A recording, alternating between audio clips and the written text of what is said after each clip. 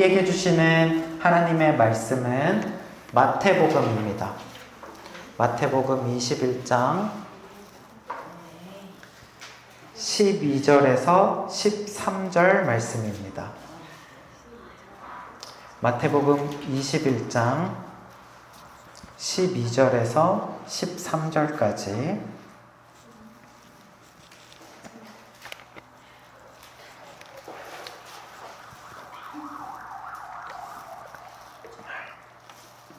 마태복음 21장 12절에서 13절 두 절이니까 저와 여러분이 한 목소리로 같이 읽겠습니다. 시작! 예수께서 성전에 들어가사 성전 안에서 매매하는 모든 사람들을 내쫓으시며 돈 바꾸는 사람들의 상과 비둘기 파는 사람들의 의자를 둘러 엎으시고 그들에게 이르시되 기록된 바 내 집은 기도하는 집이라 일컬음을 받으리라 하였거늘 너희는 강도의 소굴을 만드는도다 하시니라.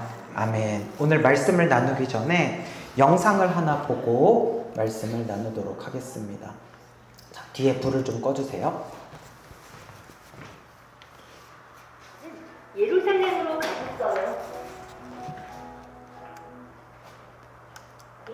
6월절 이스라엘의 명절인 6월절이 다가오자 예수님께서는 예루살렘으로 가셨어요. 예수님께서는 예루살렘 성전에 들어가셨어요.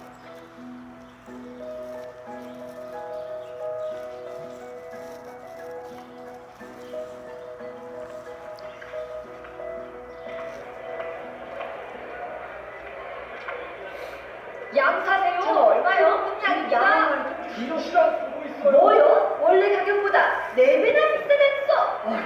양 한 마리가 왜 이렇게 비싸? 비둘기도 판다. 비둘기 사서 말랑말랑 보시오.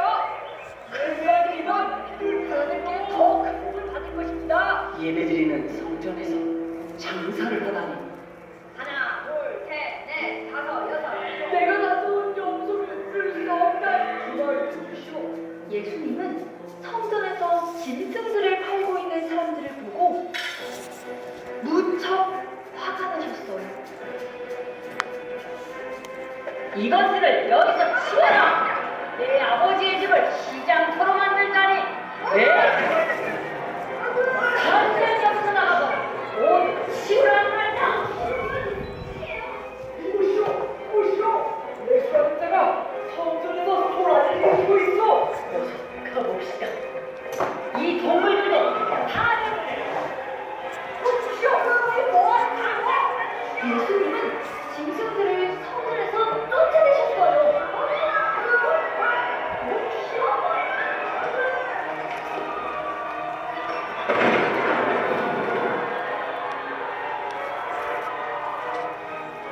그리고 돈 걷어주는 사람들의 상을 뒤엎으셨어요. 내 아버지의 집을 시장터로 만들다니. 내 아버지의 집을 시장터로 만들지 마라! 당신이 누구인데 이렇게 할 자격이 있단 말이오? 이 성전을 수물어라. 내가 3일 만에 다시 세우겠다. 이 성전을 짓는데 46년이 걸렸는데 3일 만에 다시 세우겠다고? 예수님이 말씀하신 성전은 예수님을 가리키는 것이었어요.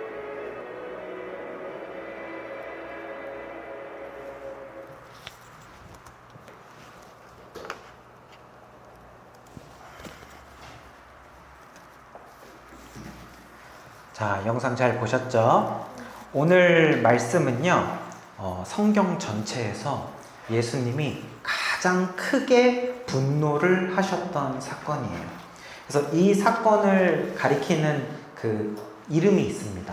예수님이 물고기 2마리와 보리떡 5개로 기적을 베푼 사건을 뭐라고 부르죠? 오병이어 사건. 사실 오병이어라는 단어는 성경에 나오지 않아요. 우리가 그렇게 간단하게 이름을 붙인 것처럼 이 사건에도 이름이 있습니다. 뭐라고 부르냐면 흔히 성전 청결 사건이라고 부릅니다. 예수님께서 성전을 청결하게 하셨다. 혹은 성전 정화 사건이라고 하기도 합니다. 자, 영상에서 보셨듯이 예수님은 성전에서 장사하는 사람들을 향해서 화를 내셨죠. 그리고 그들을 다 쫓으셨습니다.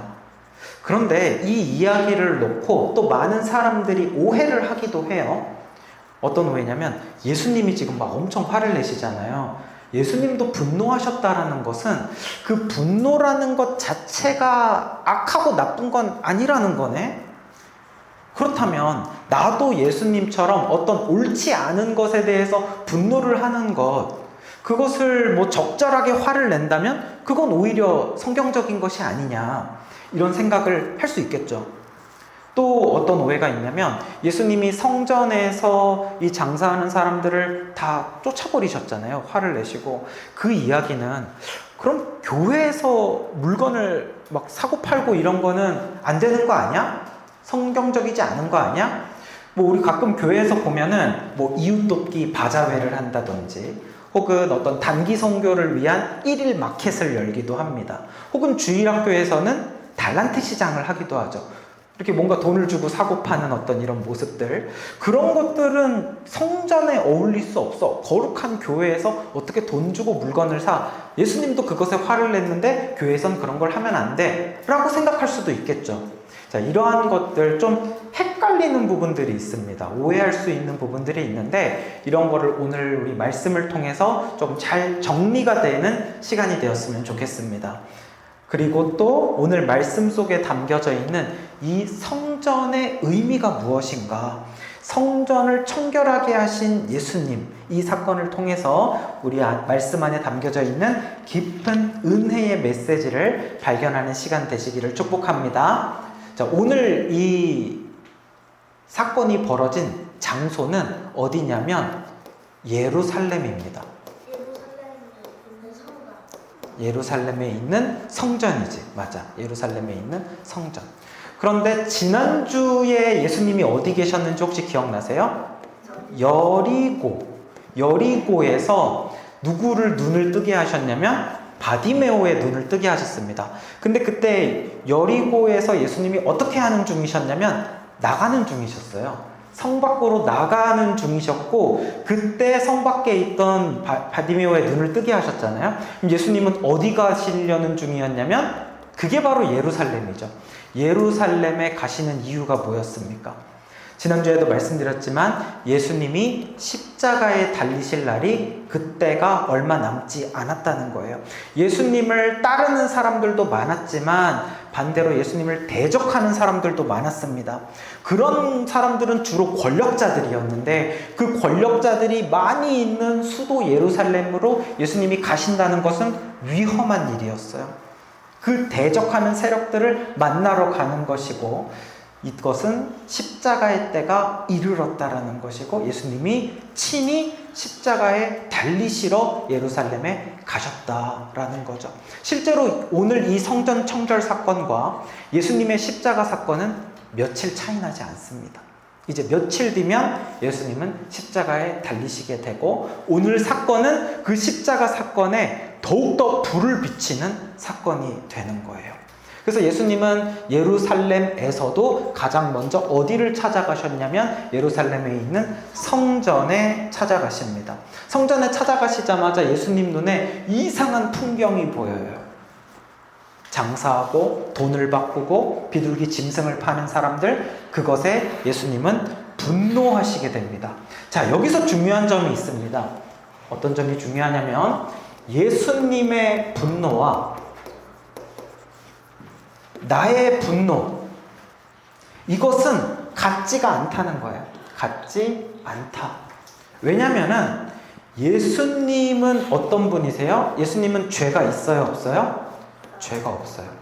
죄가 없는 분의 분노와 우리는 죄인이죠. 죄인의 분노가 같지 않기 때문입니다. 죄가 없으신 분의 분노와 죄인의 분노는 본질적으로 다를 수밖에 없습니다. 우리들의 분노는요, 내가 화가 나고 분노가 났을 때 그 분노의 깊은 곳을 잘 살펴보면 언제나 우리는 감정적으로 분노하고 있고 언제나 나의 욕심이 그 깊은 곳에 자리하고 있다는 것을 알 수 있습니다. 나의 이기심이 있어요. 나의 죄된 본성, 줄여서 죄성이라고 하죠. 타고난 죄성이 그 내면 안에 있어서 분노를 일으키고 있다는 것을 보게 되죠. 그러나 예수님의 분노는 차원이 다른 분노입니다.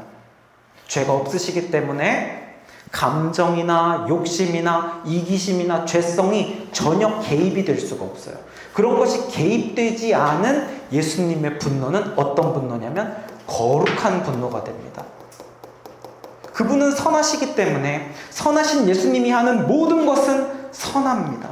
선한 분노입니다. 그분은 하나님이시기 때문에 예수님의 분노는 곧 하나님의 분노입니다.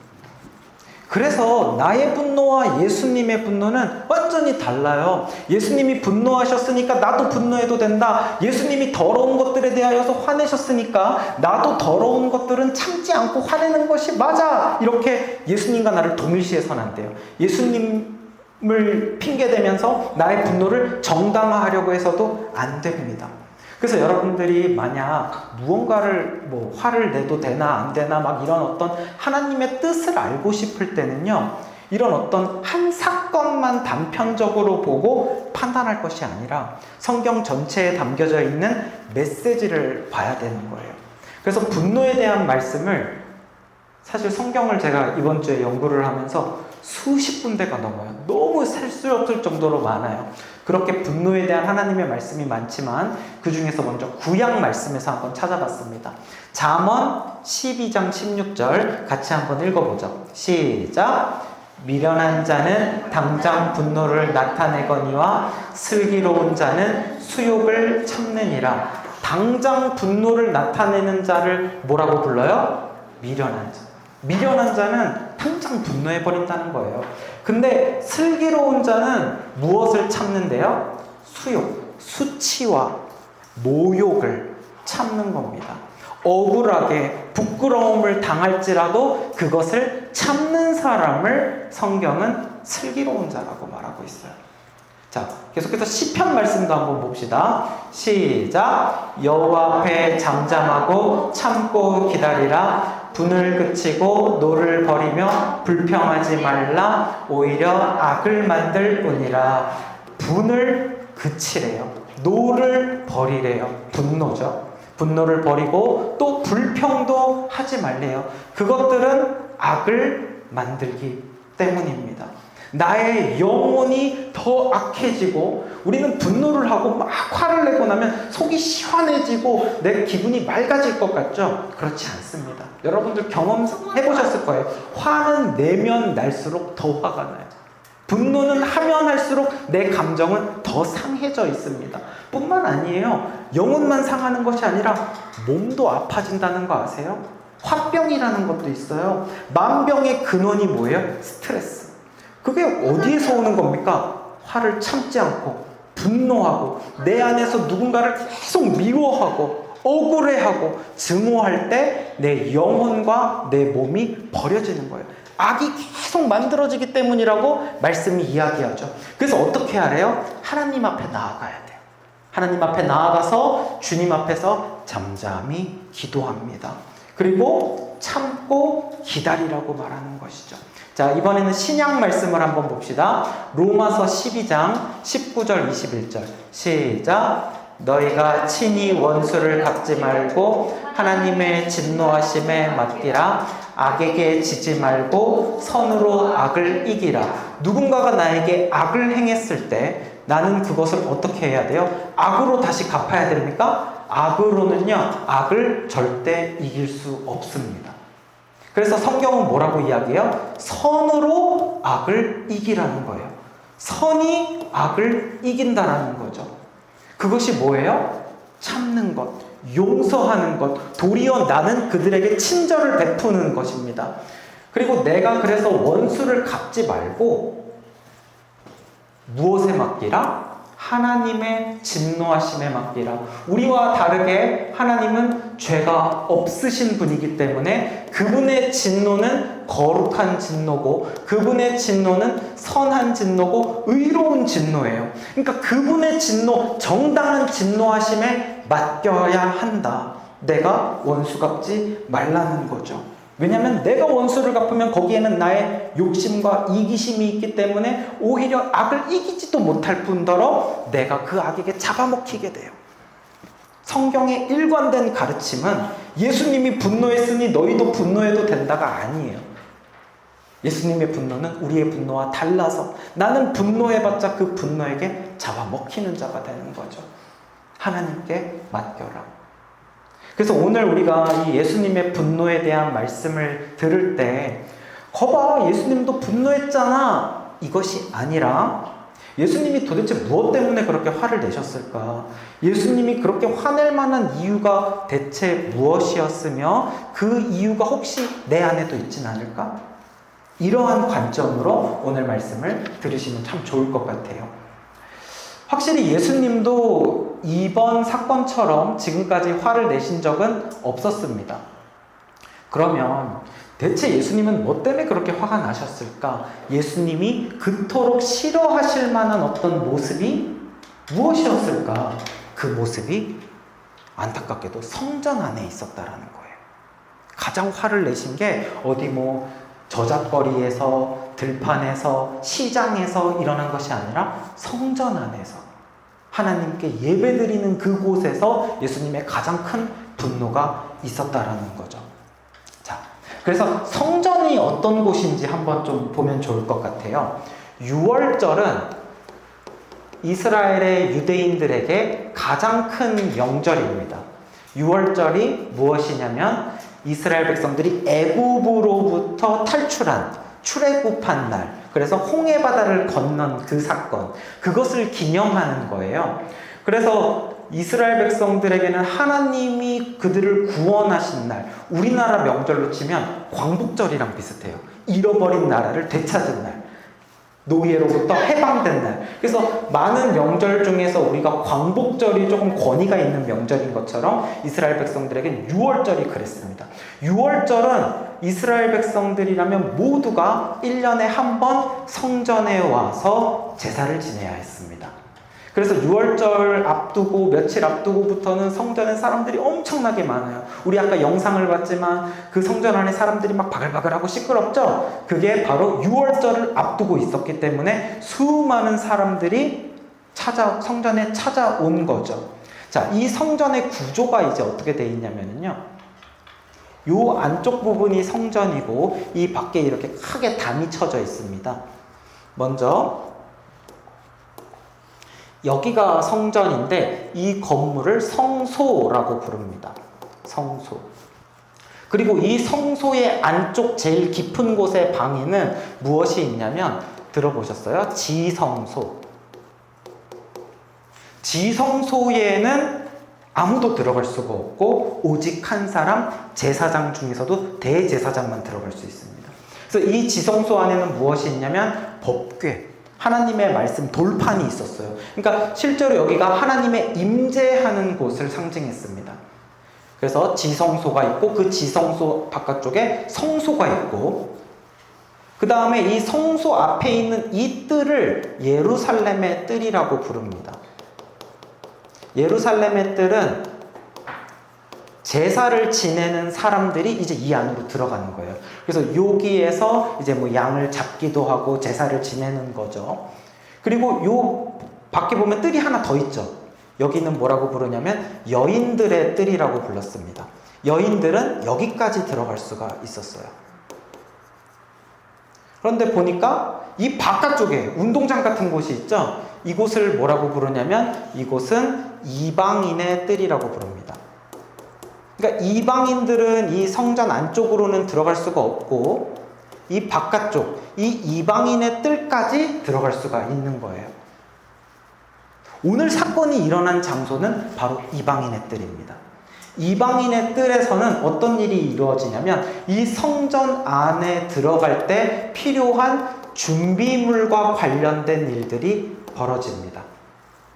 그래서 우리가 예를 들면은 어디 들어가기 위해서 그 입구에서 뭐 입장료를 판다든지 필요한 준비물을 판다든지 하는 거 있죠. 그런 게 이 이방인의 뜰에서 이루어집니다. 성전에 들어가려면 준비물이 두 가지가 필요했어요. 뭐가 필요하냐면 첫 번째는 소망아, 돈, 성전세를 내야 됩니다. 일종의 입장료죠. 성전을 관리하는 데 돈이 들죠. 또 성전을 관리하는 사람들에게 줄 돈도 필요하죠. 그러니까 어느 정도 성전세는 내는 것이 정당하겠죠. 성전세가 준비물 첫 번째 필요했고, 두 번째는 제물로 드릴 짐승이 필요했습니다. 제사를 지낼 때는 반드시 짐승이 필요하기 때문에 이것들, 그래서 성전세와 짐승과 관련된 이러한 준비물들이 어디에서 이루어지냐면 이방인의 뜰에서, 거기에서 팔기도 하고 거기에서 적절한지 검사를 하기도 하고 하는 일들이 이루어졌던 거죠. 자, 그래서 이제 그 이방인의 뜰에서 구체적으로 어떤 일들이 이루어졌는지 오늘 말씀을 우리 한 번 더 같이 한번 읽어볼게요. 12절 13절 시작. 예수께서 성전에 들어가사 성전 안에서 매매하는 모든 사람들을 내쫓으시며 돈 바꾸는 사람들의 상과 비둘기 파는 사람들의 의자를 둘러 엎으시고 그들에게 이르시되 기록된 바 내 집은 받으리라 하였거늘 너희는 강도의 소굴을 만드는도다 하시니라. 예수님이 성전에 들어가셨고 성전 안에서 매매하는 사람들을 다 쫓으셨는데 그 중에서 어떤 사람들이 나오냐면 첫 번째 돈 바꾸는 사람들, 두 번째 비둘기 파는 사람들. 돈 바꾸는 사람들의 상을 엎으셨대요. 비둘기 파는 사람들의 의자를 엎으셨대요. 자, 이 사람들이 어떤 일을 했는지 이제 한번 구체적으로 보도록 하겠습니다. 이방인의 뜰에서 벌어진 일. 첫 번째, 어떤 사람들의 상을 엎으셨다고요? 돈 바꾸는 사람들. 돈 바꾸는 사람들이 왜 필요하지? 이거는 쉽게 말하면 환전입니다. 환전. 우리가 외국에 여행하러 나가거나 외국에 볼 일이 있어서 나갈 때 미리 무엇을 합니까? 환전을 합니다. 우리나라의 돈을 외국에서 쓸 수가 없기 때문에 그 나라의 돈으로 바꾸는 일을 하죠. 이것이 환전이에요. 그 돈 바꾸는 일이 필요했던 이유가 있었습니다. 당시에 이스라엘은 참 이 당시 그 여러 가지 나라의 정세가 복잡했어요. 그래서 막 어떤 나라의 지배에 있기도 하고 그 나라 전에 다른 나라의 지배에 있기도 해서 여러 화폐들이 그냥 막 통용되던 시절이었습니다. 그래서 그 당시에 어떤 돈들이 있었냐면 첫 번째 데나리온이라는 화폐 단위가 있어요. 이 데나리온 아마 들어보셨을 거예요. 이것은 로마의 화폐 단위입니다. 그리고 드라크마, 이것은 그리스의 화폐 단위입니다. 그래서 성경을 보다 보면 뭐 데나리온과 관련된 이야기, 드라크마와 관련된 이야기 이런 것들이 있어요. 그래서 이 것들을 이제 막 사람들이 다 사용을 하는데 문제는 뭐냐면 이게 이스라엘의 돈이 아니고 이방 나라의 돈이기 때문에 이것을 성전세로 내고 들어가야 될 때 이방인의 돈이 적합하지 않다는 거예요. 그래서 이스라엘의 돈인 세겔로 환전을 해야 했었고 당시 한 명당 반세겔씩을 내야 했습니다. 반세겔은 당시에 이틀치의 품삯 정도에 해당하는 돈이었다고 해요. 그 이틀치의 품삯이면 오늘 하루 정도 일하면 얼마 받죠? 일당으로 뭐 한 10만 원 정도 받는다고 해볼게요. 10만 원에서 한 15만 원? 그 정도 일당이라고 하면은 당시에 이틀치 품삯이니까 반세겔이면 한 2~30만 원 되는 돈이었던 거예요. 저는 기본적으로 입장료가 너무 비싸지 않나? 성전세가. 당시 사람들이 그 감당하기에 이틀치 돈이면 꽤 비싼 돈이었을 거라고 생각이 듭니다. 왜냐면 가난한 사람들은 그 돈도 없었을 거거든요. 그래서 이 반세겔로 환전을 해야 되는 거예요. 그래서 이 그림에서도 보면 이 돈 바꿔주는 환전하는 사람들은 이렇게 저울로 당시 이렇게 이게 돈이 그 자체가 그 값어치가 있는 쇠덩어리들이잖아요. 그러니까 이게 정확하게 그 무게가 맞는지 무게를 재면서 이렇게 돈을 바꾸는 사람들인 거죠. 이 사람들이 하는 일 자체가 나쁜 일은 아닙니다. 왜냐하면 이 이방 나라의 돈이 사용되어지는 것이 맞지 않기 때문에 이스라엘의 돈으로 바꾸는 것은 어떻게 보면 율법적인 일이고 맞는 일이죠. 그래서 이 사람들은 오히려 교인들의 편의를 돕는 일을 하고 있는 거예요. 우리도 공항에 가면 공항에 환전소가 있어야 편하지 않습니까? 그것처럼 성전 앞에 환전소가 있으면 편하죠. 그러니까 이 사람들은 하는 일 자체가 문제가 없어요. 하나님께 예배를 더 편하게 잘 드릴 수 있는 중요한 일을 하고 있는 거예요. 그러나 문제가 있었습니다. 이 환전 과정에서 지나치게 수수료를 많이 붙여서 자신들의 욕심을 채우고 있었던 거예요. 이것이 나쁜 제도가 아닌데 이것을 자신들의 이익을 위해서 악용을 하고 있었다는 것이 문제였던 거죠. 여러 배의 이익을 취합니다. 좋은 제도이나 나쁘게 이용합니다. 왜? 인간이 죄인이기 때문에. 인간의 욕심이 거기에 들어갔기 때문에 이런 일이 벌어지는 겁니다.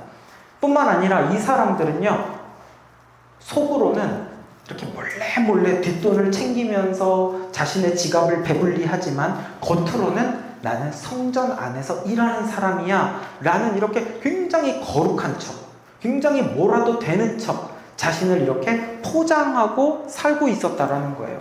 그 모습이 하나님이 보시기에, 예수님이 보시기에 화가 나시는 거예요. 그래서 돈 바꾸는 사람들의 상을 예수님이 엎어버리십니다. 자, 두 번째로 또 이방인의 뜰에서 어떤 사람들이 있었냐면 이번에는 비둘기 파는 사람들의 의자를 엎으셨다라고 해요.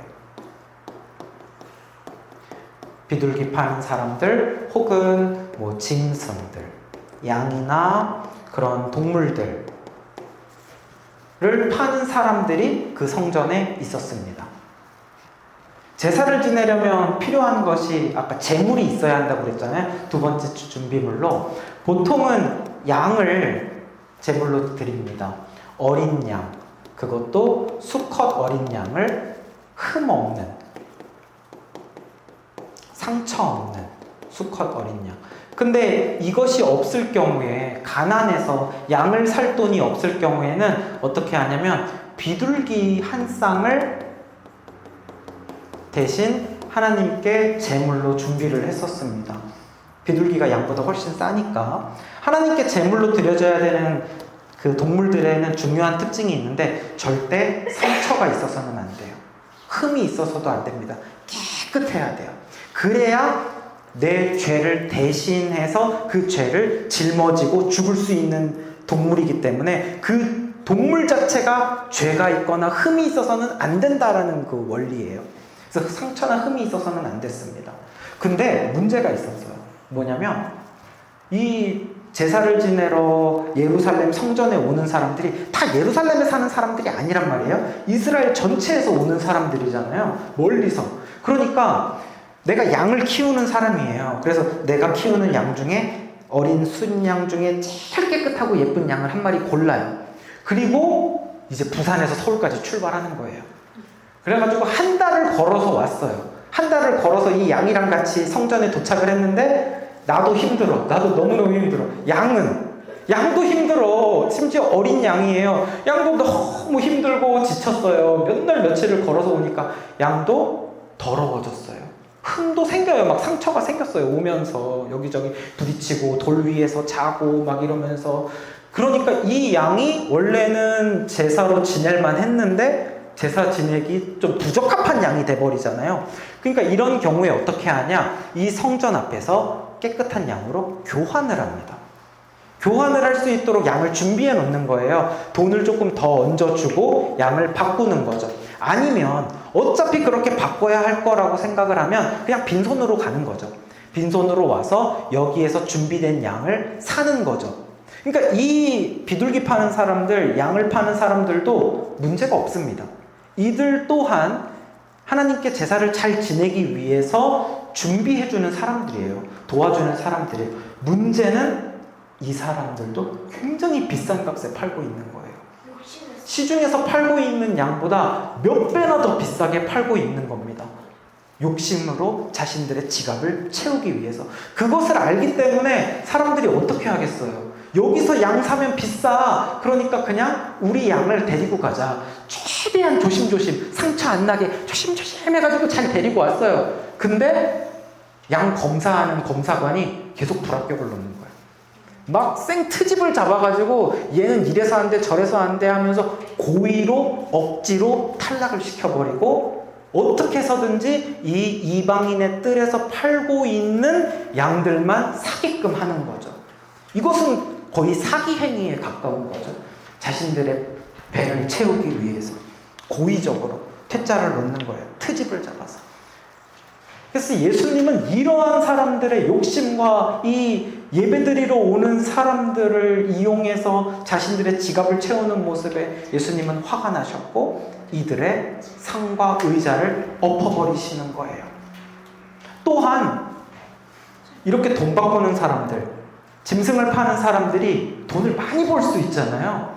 이렇게 돈을 많이 벌 수 있는 그 자리, 이방인의 뜰에서 한 자리 하려고 얼마나 생각을 하겠어요. 여러분들 그거 아세요? 그 여름철에 해수욕장에 가면 막 내가 파라솔 쳐가지고 내가 자리 하고 싶은데 못하게 하잖아요. 거기에 세워져 있는 파라솔에서만 놀아야 되고 그 파라솔 하나 빌리려면 막 5만 원씩 받고 튜브 하나에 막 3만 원씩 받고 막 그러면서 그 자리를 차지하고 있잖아요. 약간 조금 화가 나죠.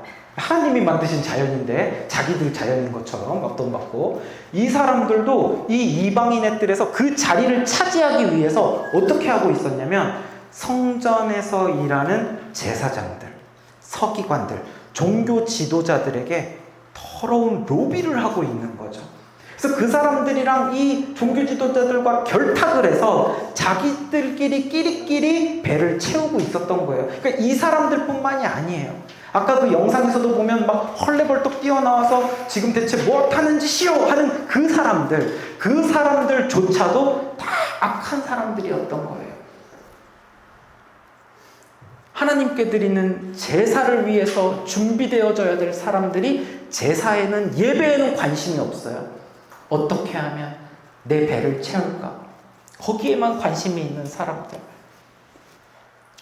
온갖 부정부패와 더러움으로 성전이 더럽혀지고 있었던 거예요.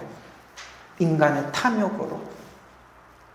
이 안에는 사람의 마음속에 온갖 더러움이 가득한데, 탐욕이 가득한데, 그러면서도 겉으로는 어떤 척 하고 있는 거예요? 깨끗한 척, 거룩한 척, 고결한 척을 하고 있는 거죠.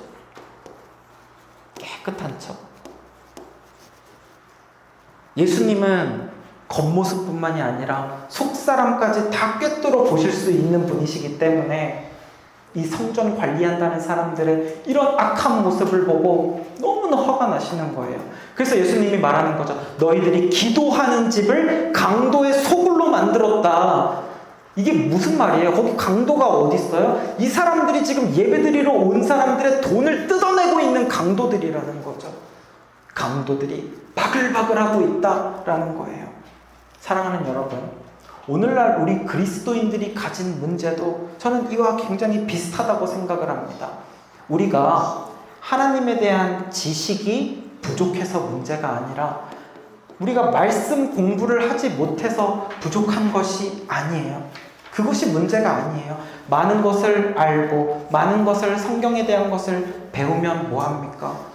내 안에 무엇이 필요하냐면 하나님의 말씀에 대하여서 순종하는 마음이 필요해요.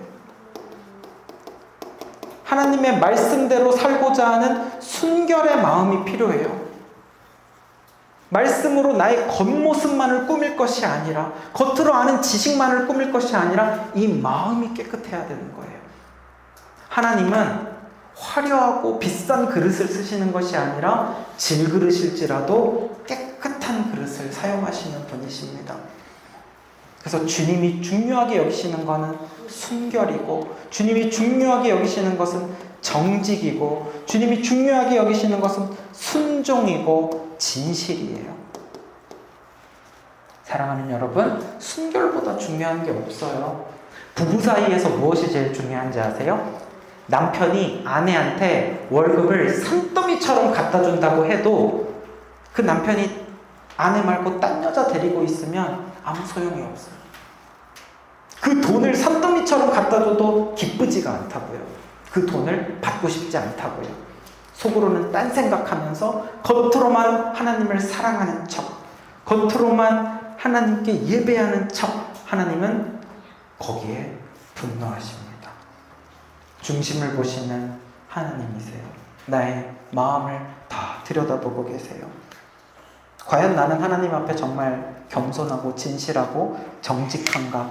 이것이 우리의 예배에 있어서 너무나도 중요하다라는 것을 기억하시기를 바랍니다.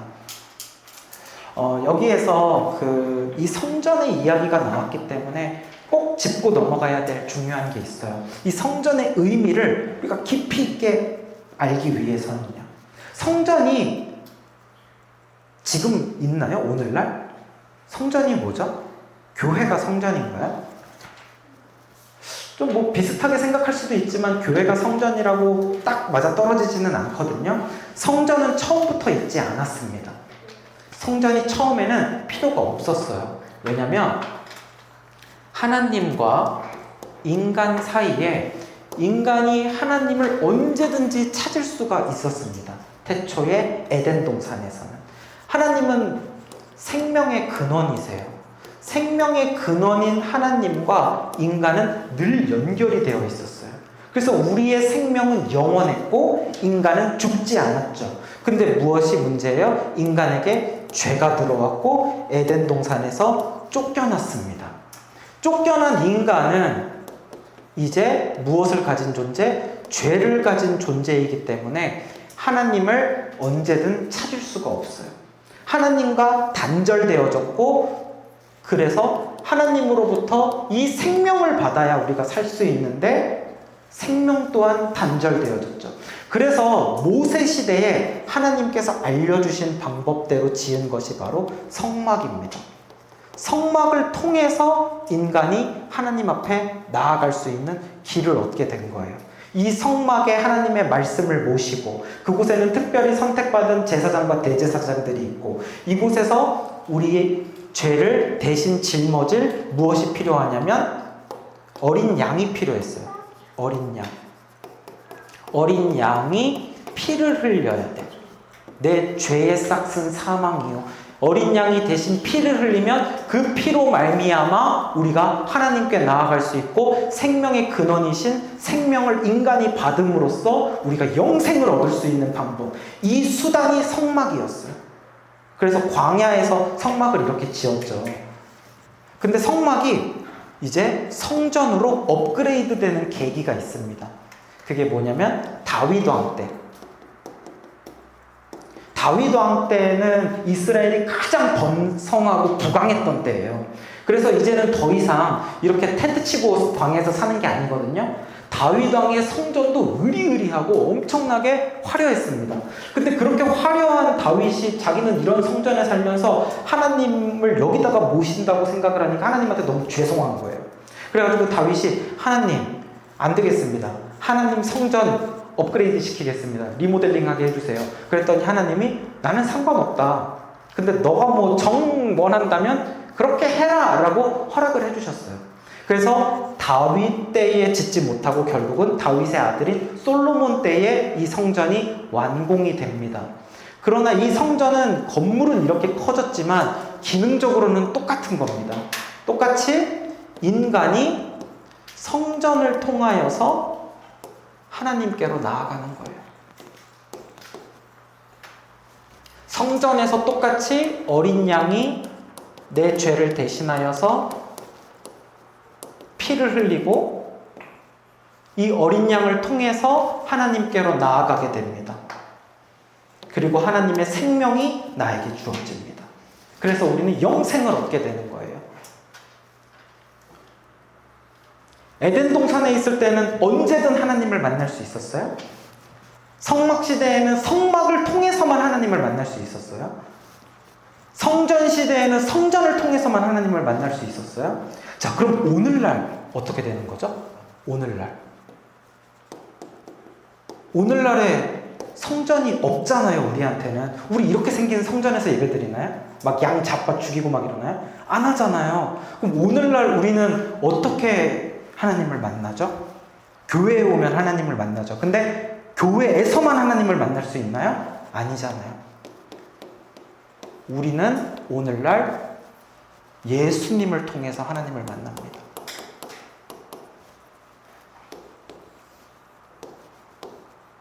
성전이 하던 기능, 그 성전의 기능을 대신하는 것이 무엇이냐면 바로 예수님. 예수님이 십자가에서 흘리신 예수님의 피, 예수님의 보혈이라고 그러죠. 보배로운 피. 예수님의 보혈로 인하여서 우리가 하나님께로 나아가게 되는 거예요. 어린 양의 피는 예수님의 피로 대체된 거예요. 성전의 시대가 끝나고 예수님의 시대가 온 겁니다. 어린 양이 흘리던 피는 이제 필요 없어요. 예수님의 피로 우리의 죄가 사해집니다. 그래서 예수 어린 양 존귀한 이름, 예수님이 어린 양이 되신 거예요. 예수님이 십자가에서 딱 죽으셨을 때 그때 어떤 사건이 벌어지냐면 이 성전의 휘장이 찢어져 버려요. 여러분들 예수님 십자가 영화 같은 거 보면 예수님이 십자가에서 딱 다 이루었다 하고 딱 죽으실 때 갑자기 막 천둥번개가 꽝꽝꽝 치면서 이 성전 안에 지성소로 들어가기 전에 가리고 있는 커튼이 있어요. 그게 휘장인데 휘장이 위에서부터 아래로 쫙 찢어집니다. 사람이 찢으면요 밑에서부터 찢어져야 되잖아요. 그쵸? 위로 올라가서 찢을 수가 없잖아요. 위에서부터 아래로 찢어져요. 그러니까 하나님이 찢으시는 거예요. 성전의 시대가 끝난 거죠. 더 이상은 성전을 통하여서 대제사장만 들어갈 수 있었던 그 시대는 끝나고 이제는 예수를 믿는 자는 누구나 예수님이 성전 되셔서, 그러니까 예수님이 성전이에요. 성전 되신 예수님 통하여서 누구나 우리는 하나님께로 갈 수 있고 영생을 얻을 수 있습니다. 그래서 예수님이 내가 곧 길이요 진리요 생명이니 나로 말미암지 않고는 아버지께로 올 자가 없느니라. 예수님 통하여서, 예수님이 길이에요. 예수님이 진리고 생명인 거죠. 그래서 여러분, 유대인들은요 여전히 유대교에서 제일 중요한 것은 성전이에요. 성전신앙. 그래서 그 사람들은 지금 그 무너진 성전, 통곡의 벽이라고 그러잖아요. 그래서 그 성전 붙잡고 울잖아요. 왜냐하면 그 성전이 무너지고 성전이 회복되지 않았다는 건 뭘 의미하냐면 하나님이 자신들을 버리고 떠났다는 걸 의미하는 거예요. 그러면 거기에 하나님이 임재하는데 성전이 무너졌으니까. 그러니까 다시 성전이 지어질 날을 그 사람들은 기다리고 있어요. 근데 우리 기독교 신앙에서 제일 중요한 건 성전이 아니라 그래서 예수님인 거예요. 성전의 자리를 대신하니까 이제 기독교 신앙에서 제일 중요한 건 그래서 십자가인 거예요.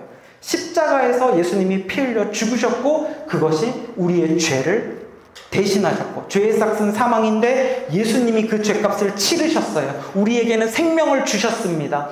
그래서 성전은 예수님이고 예수님이 성전 되신 거죠. 그래서 아까 우리 영화에서도 잠깐 봤는데 요한복음을 보면 예수님이 그렇게 막 이제 성전에서 막 사람들 다 내쫓고 화를 내니까 사람들이 막 뛰어와요. 그 막 제사장들이랑. 그래서 하는 대화예요. 같이 읽어봅시다. 예수께서 시작. 예수께서 대답하여 이르시되 너희가 이 성전을 헐라. 유대인들이 이르되 이 성전은 46년 동안의 지었건을 내가 3일 동안에 일으키겠느냐 하더라. 그러나 예수님은 성전된 자기 육체를 가리켜 말씀하신 것이라. 예수님이 막 다 쫓고 막 예수님이 난리를 치니까 사람들이 찾아서 너가 무슨 권리로 이렇게 하느냐 그랬더니 예수님이 약간 동문서답 같은 말씀을 하세요. 너희가 이 성전을 헐라. 그러면 내가 사흘, 3일이죠. 3일 만에 이 성전을 일으키겠다. 성전을 부수래요. 그러면 내가 3일 만에 성전을 다시 짓겠다라는 거예요. 그랬더니 유대인들이 이 성전 46년 동안 지은 성전이다. 근데 너가 3일 동안에 어떻게 다시 짓겠다는 거냐?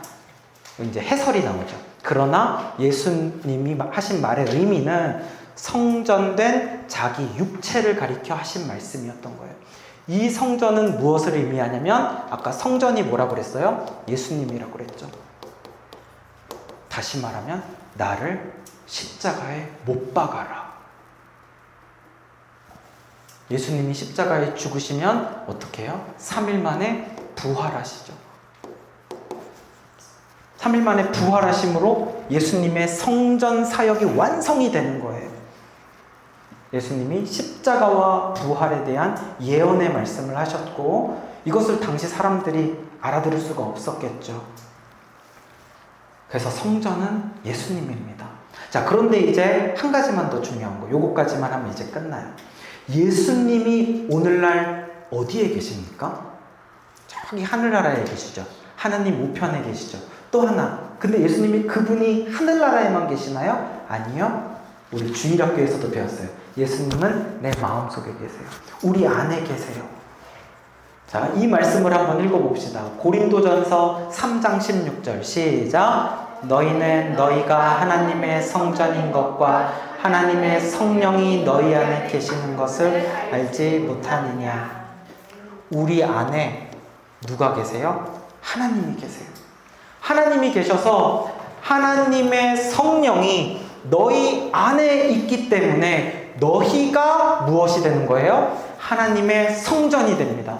거룩하신 하나님이, 성전 되신 예수님이 나의 안에 계십니다. 내가 무엇이 됩니까? 거룩한 하나님의 성전이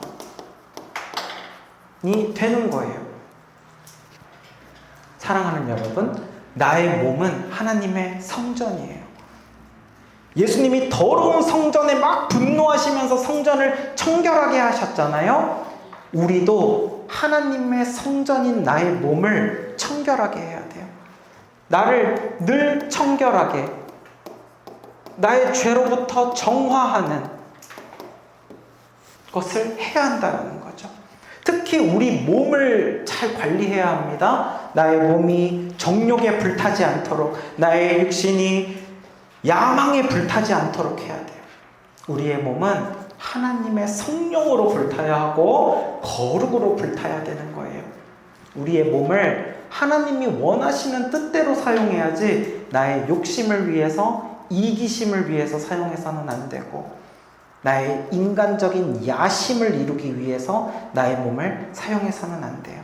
하나님의 나라를 위해서, 그분의 영광과 기쁨을 위해서 나의 몸을 사용해야 됩니다.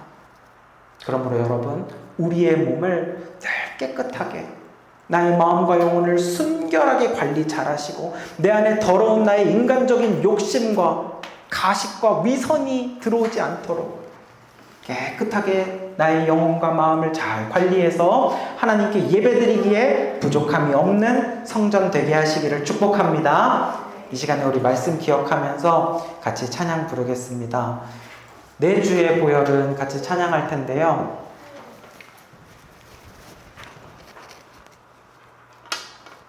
우리가 주님의 보혈로 의지하여서 하나님 앞에 나아갑니다.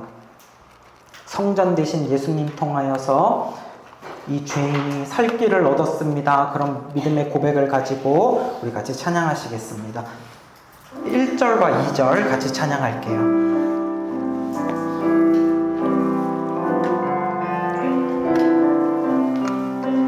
내 주의 보혈을 정하고 정하다 내 죄를 정케 하신 주 날 보라하신다. 내가 주께로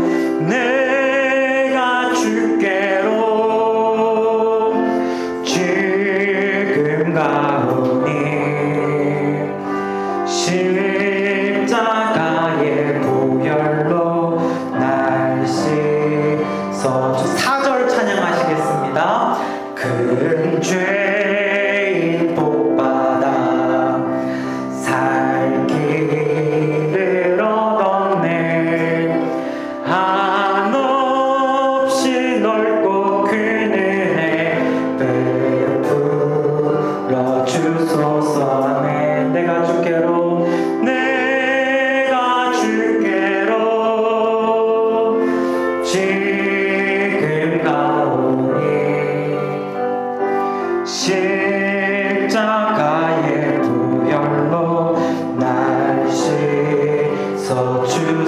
내가 주께로 내가 주께로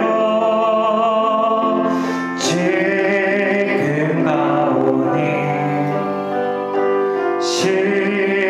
십자가의 보혈로 날 씻어 주소서. 이 시간에 우리 함께 기도할 때요, 하나님 아버지, 내가 예수님이 필요한 죄인임을 늘 기억하고 인식하며 살게 하여 주옵소서. 그래서 내가 날마다 예수님의 십자가를 믿고 의지하며 살아가고 깨끗하게, 순결하게, 정직하게, 진실하게 살아가는 우리 모두가 되게 하여 주시옵소서. 하나님을 나의 안에 모시고 있어요. 내가 하나님의 거룩한 성전입니다. 나의 몸을 더러워지지 않도록 늘 하나님 앞에 엎드려 고백하고 십자가 의지하며 살아가는 우리들 다 되게 하여 주시옵소서. 우리 주여 한번 부르짖고 같이 기도합니다. 주여.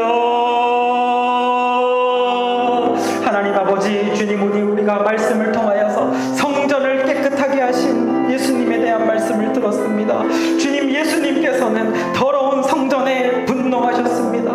그리고 그 성전을 청결하게 하고 성전을 정화시키는 일을 하셨습니다.